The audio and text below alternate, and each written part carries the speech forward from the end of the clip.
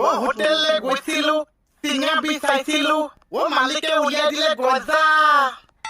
পাগলটো ও মালিকে উলিয়াই দিলে গজা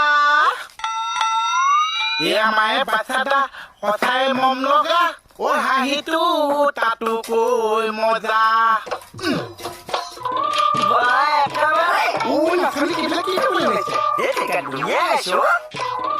আৰু বাচ্চা ধুনীয়া হৈছে ও বহুত গৰম পৰিছে মৰমৰ দাদাহঁত